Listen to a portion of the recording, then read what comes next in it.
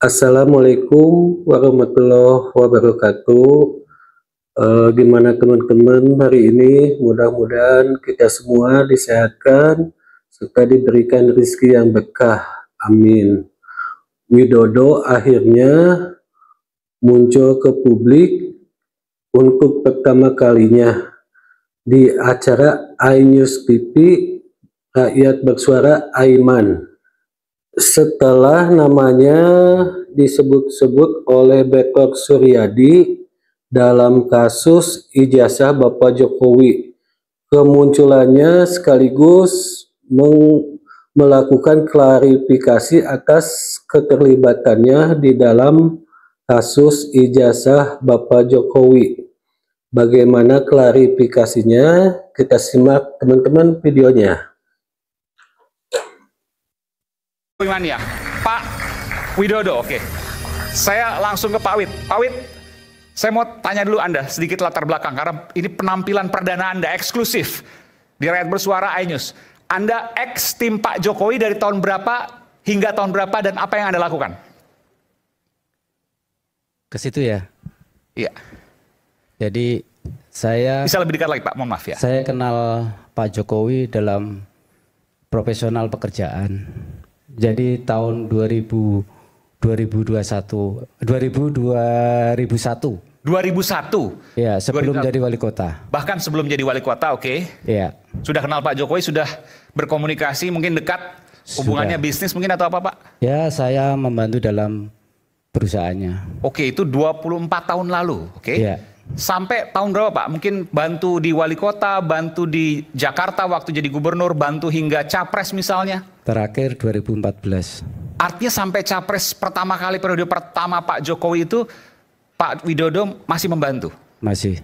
Jadi kalau disebutkan Pak Betor, Pak Widodo tahu soal ijazah Pak Jokowi, nanti kita bicara soal itu. Saya berikan kesempatan.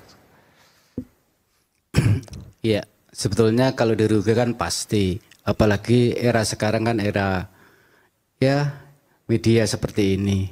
Keluarga saya, orang sekeliling saya pasti saya setiap hari ada telepon, ada WhatsApp 10, harus saya menjelaskan apakah saya apa segala macam.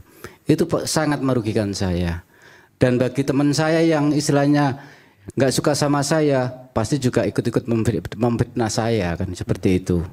Jadi ya terus terang kalau dibilang merugikan, sangat merugikan. Bentar, saya tanya, karena yang pertama kali tadi Pak Betor mengatakan informasi Pak Wid itu dari Pak Denny. Anda berseberangan dengan Pak Denny? Tidak. Oke. Ya perlu saya luruskan juga. Saya kenal Pak Denny itu ketika yang pertama itu saya kenalkan Pak Pras dulu. Setelah itu saya suruh berkantor tiap hari di situ. Kebetulan ruangan Pak Denny Iskandar itu bersebelahan. Jadi saya itu masuk di ruangan bendahara, Pak Denny ke sekretariatan. Kalau dalam hal ini Pak Betor mengutip dari Pak Denny, artinya Pak Denny memfitnah Anda dong?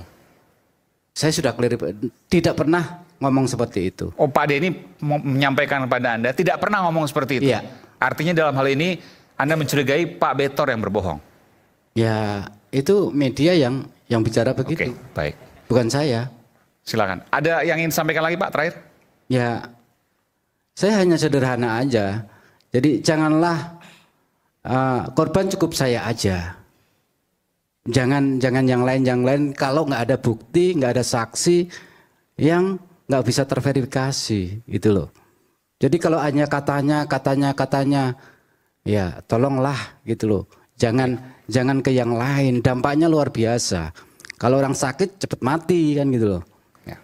Itu maksud saya. Jadi kalau memang saya harus sebetulnya, kalau saya sih tenang-tenang aja karena saya merasa nggak melakukan segala sesuatunya, saya anteng-anteng aja.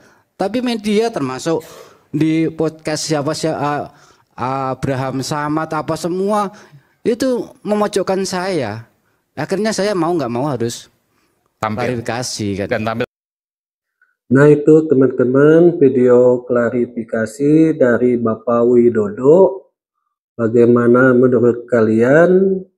Silahkan pendapat kalian ditulis di kolom komentar. Jangan lupa juga di subscribe dan di like. Assalamualaikum warahmatullahi wabarakatuh.